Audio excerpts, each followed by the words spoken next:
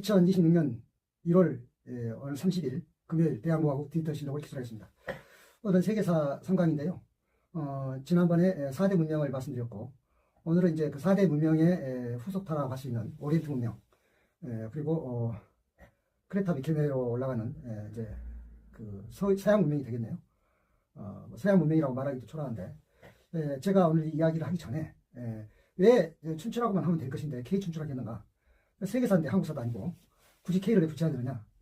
저를 포함해서 우리가 그동안에 배운 세계사가 서양 우월주의, 서양 사람이 그러니까 구미, 유럽과 미국이 만들어 놓은 그런 프레임의 세계사로 우리가 배워와가지고 그러다 보니까 특히 이제 근현대가 아무래도 그 서양 열강들이 패권을 갖고 있다고 해서 그렇겠지만 그래도 너무 편향된 것을 우리가 배워왔기 때문에 제가 이제 세계사를 하는데도 그냥 춘추랑 자꾸 K 춘추다. 나는 한국 사람이고 동양 사람이기 때문에 그렇다고 한국이나 동양을 필요 이상 높일 생각은 일도 없고 팩트대로 사실대로 하자는 거죠. 우선 4대 문명이 전부 동양입니다. 황하 문명은 나라도 없고 인더스 문명, 그 다음에 메소포타미아 문명, 이집트 문명, 다 이 동양이거든요. 그리고 지금 세계 4대 종교가 또 전부 동양에서 나왔죠. 지금은 과학이 또 만능 시대니까 종교가 그것이 무슨 그렇게 내세우는 거냐 이렇게 말할지 모르겠는데, 적어도 종교가 발달한 시대에는 그것이 가장 선진적인 문화였을 것이고 4대 문명은 더 말할 것도 없고요. 그리고 이제 오리엔트 문명이라고 말하는 것은, 오리엔트란 말은 이제 동양이라는 말도 되겠는데, 오리엔트 문명이라고 이름을 붙여준 쪽이 오히려 서양이죠.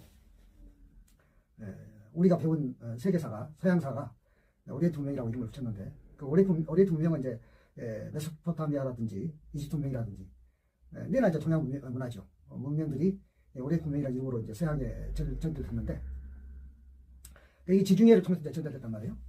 그래가지고 이제 그 크레타선에 처음에 전달됐고, 그 다음에 미케네로 이렇게 옮겨갔는데, 서양으로 미케네는 이제 그리스라고 해도 되겠죠. 다 이렇게 지중해 또 위에는 에게해니까 그 서양의 이 문화가 문명이라고 할 때는 그 그리스 신화 같은 것이 많이 나와요. 그 신화 이름이 많이 나오죠. 이름이 많이 지중해 그 다 그리스 신화가 무대인데, 그러면 이런 생각을 하죠. 무슨 납치를 해가고 약탈을 해가고 그래서 또 전쟁이 일어나고 막 그러잖아요. 그러니까 이제 이야기가 마치 유치하죠. 그 동화 같고, 그러다 보니까 이제 신화인지 역사인지 막 헷갈린다고 말하는데, 신화만은 아니고 물론 역사만도 아니겠죠. 그러나 역사가 맞고 신화가 덧입혀진 것이다 이렇게 말할 수 있는데, 우리는 이제 그렇게 말하는 이유가, 역사로 충분치 않고 신화가 덧입혀졌다고 우리가 말하는 이유가, 나는 이야기가 그 무슨 신들이 세계라는데 신들이 무슨 사기도 치고 무슨 성범죄도 저지르고 막 그렇잖아요. 엉망진창이잖아요. 불륜도 하고. 그러고 이제 전쟁도 일어나고. 근데요, 그것뿐이 없겠습니까만은, 제가 엊그저께 일어난 일 하나 가지고 내가 이야기를 해볼게요. 트럼프의 졸개라고 할 수 있는 그 미국 무슨 차관복급이 하나 와가지고 그런 얘기했죠. 그러니까 우리 김일성 총리가 미국 갔을 때 그랬다 했던가요? 두 가지를 이야기를 합니다. 쿠팡 사건에 대해서 유감을 표한다. 그리고 소년보 목사를 핍박하지 마라 이랬다는 거예요. 얼마나 유치합니까? 이거 그리스 신화가 무슨 성범죄 저지르고 불륜하고 납치하고 약탈하고 다 그거하고 뭐 차이 있나요? 쿠팡이 얼마나 그 경우에 어긋난 짓을 했고 지금도 하고 있고, 그 다음에 소년보 목사가 구속되어 있는 것은 이제 또 보석으로 풀려났더만요. 구속되어 있는 것은 범죄 때문에 구속되어 있는데 누가 핍박합니까? 한국은 기독교를 핍박하는 나라가 아니죠. 오히려 기독교가 국교라기도 가능할 정도로 힘도 있고 교세도 있는 그런 나라인데, 그러니까 크레타 문명이라든가 미케네 문명 이게 옮겨가는 과정에서, 그러니까 이쪽 오리엔트에서, 그러니까 메소포타미아나 이집트에서 옮겨가는 과정에서, 그리스로 옮겨가는 과정에서 그 스토리가 신화처럼 되어 있는 것은요. 저는 이제 여기서는 그 이야기를 안 하려고 그래요. 왜냐하면 제가 이야기 동화 같은 것을 하려고 생각이 없으니까. 나는 그 과정을 그냥 전쟁이다, 그냥 역사다 이렇게 보는 거지 동화라고 보지 않으니까. 근데 그렇게 봤다는 사람들이 계시면, 그리스 신화를 그렇게 신다는 분이 계시면, 지금 같은 21세기의 사반세기가 지났는데 지금도 트럼프가 하는 이야기 보면, 그저께는 프랑스 마크롱 대통령이 눈에 실핏줄이 터져가지고 색안경, 선글라스를 끼었다고 그래요. 그렇죠. 실핏줄이 터졌으니까 색안경을 끼었겠죠. 그런데 마침 이제 다보스 포럼에 가서 이제 트럼프를 비판했겠죠. 그러니까 트럼프 말이 뭐 선글라스 잘하겠다는데 나도 사야 되겠다는 동. 그거 그리스 신화부터 유치하지 않아요? 그게 세계 패권국가나 미국의 대통령 트럼프가 하는 이야기인데 그린랜드 같은 거 뭐 거저먹겠다는 이야기라든지 파나마우나 터키를 미국의 제51번째 주로 맞아들면서 터키 대통령 총리인가요? 주지사라고 부른다든지 뭐 이런 거는 생각해보면 그러니까 뭐냐면은 이제 앞으로 여러분들도 그리스 신화인지 역사인지 그 모호할 정도로 느낌이 든다면 정치 역사 뭐 국제관계라는 게 다 그런 것이구나 이렇게 이해하시면 돼요. 마침 트럼프가 그런 걸 잘 보여주고 있죠. 우리나라한테는 여러 가지 그런 삥뜯기라든가 이런 것도 보더라도 하나도 그리스 신화들보다도 더 유치했으면 유치했지 하나도 그 무게감이 없어 보여요. 경망스럽고 어떻게 보면은 심할 때도 천박스럽기까지 한 그런 것인데 그러니까는 제가 이 이야기를 하느냐 세계사 얘기를 하면서 그러니까 앞으로 크레타 문명이 미케노 문명을 하는데 무슨 뭐 신들의 그 어떤 뭐 묘한 뭐 그런 뭐 작전 또는 전쟁 이런 것을 보지 말란 말이죠. 그냥 전쟁한 거예요. 그래서 뺏긴 거죠. 약탈하고. 그래서 패권이 옮겨간 거예요. 그래서 미케노가 이제 그리스 문명이 됐는데 그럼 오리엔트 문명은 정말 그렇게 대단한 거냐? 대단하죠. 그러니까 메소포타미아에서 또는 이집트에서 이렇게 이 뭡니까 히브리 민족한테 합해진 역사가 제가 그 증거가 구약성경이라고 그랬는데 구약성경이 쓰인 시기는 우리나라로 말하면 고조선 시기인데요.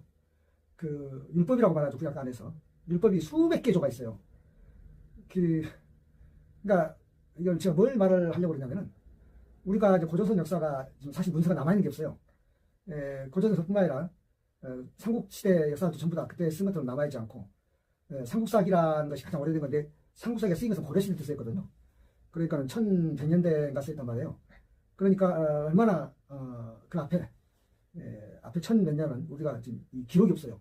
뭐 전하여주는 기록이 있거나 중국에서 뭐 간접적인 기록이 있거나 그런 것 뿐이고 그러다 보니까 요즘 가면은 뭐 환단고기 이야기 나오는데 그건 뭐 지금 여기서 그 이야기 할 시간 없고 그러니까 그런데 이제 그 중국의 이소 동이지에 나와 있는 진수가 쓴 삼국지 이소 동이지에 나와 있는 뭐 팔조의 근법이라는 이런 거 그러니까 고조선이라는 나라가 아주 그 진화된 나라였다.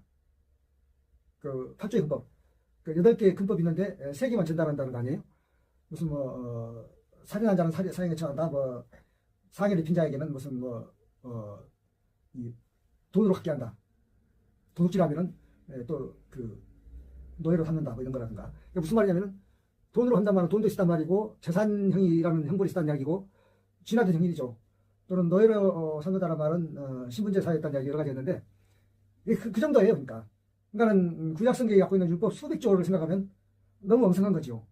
근데 그 이서동이전에도 그 말이 있어요. 처음에는 번금 8조로 출발했으나 나중에는 50개 조가 넘는 법이 됐다. 사회가 진화에 따라서. 물론 그 내용은 이제 세세한 거 알 도리가 없는데 이제 그 중국 사설이 기록이 났으니까. 그러니까는 제가 이 이야기를 하냐면 오리엔트 문명이 뛰어나다. 오리엔트 문명 안에 들어가는 히브리 그 문명이라는 것이 놀랍다. 다행하게도 그 증거가 이제 구약성경으로 남아서 우리가 보는 그대로죠. 지금 이 시대의 구약성경은 더러는 이제 그렇게 좀 싱거운 것도 있을 거예요. 왜냐하면 옛날 쓰인 거니까.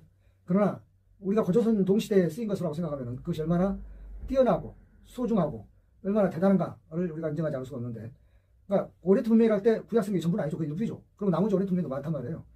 그러니까 이제 그 동양 문명이 서양 문명을 선도했던 그 시대.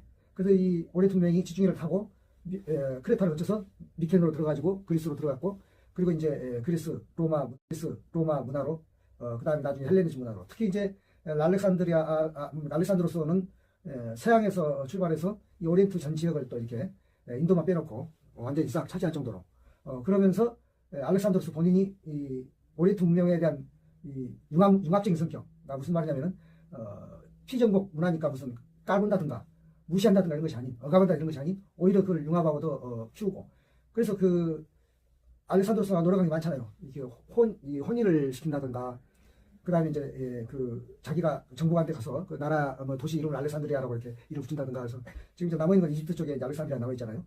거기도 유명한 세계 도서관 알렉산드로스 제2 때가 기원전 4세기 때니까 도서관이 그렇게 있었다는 것이 그 시대에 얼마나 놀랍습니까? 그러니까 그런 것을 이제 생각해보자 이 말이에요. 그리고 이제 같은 시기에 이제 이 로마라든가 이런 데는 이 그리스 로마는 일종의 도시국가처럼 아주 초라한 소국들이었던 것이었죠. 그리고 이제 최초로 이제 그 트로이 전쟁은 원래 이제 그 호모의 일리아다 오디세이아에서 우리가 이제 흔적을 봤던 것이고, 그것이 처음에는 전설에는 가 있는데 그 20세기 한 17세기인가요?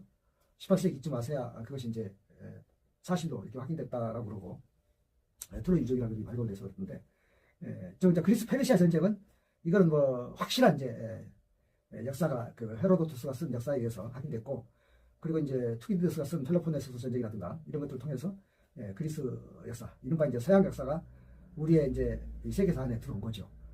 그 전까지는 이제 동양 역사가 모든 것, 4대 문명, 5대 문명, 이 모든 것들에 또는 지금 세계 종교들 이런 것들이 다 동양 역사니까 생각해봐요. 얼마나 동양이 모든 그런 정신세계를 지배한 것인데, 잠시 근대에 와서 한번 과학적으로 낙후된 것 때문에 우리가 그것을 지금까지 잘 모르고 있고, 그리고 유감스럽게도 이 트럼프가 지금에 와서 너무 경우에 끝나지 하다 보니까 이제 바로 우리가 그걸 뜬 것이지, 사실은 그 전까지 어떻겠습니까? 미국의 모든 그 정책이나 이런 것은 오류가 없다.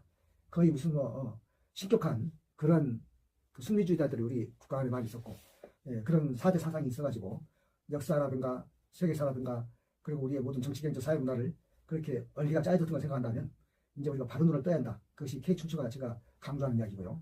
그래서 오늘 오리엔트 문명에 대해서 여기까지 하고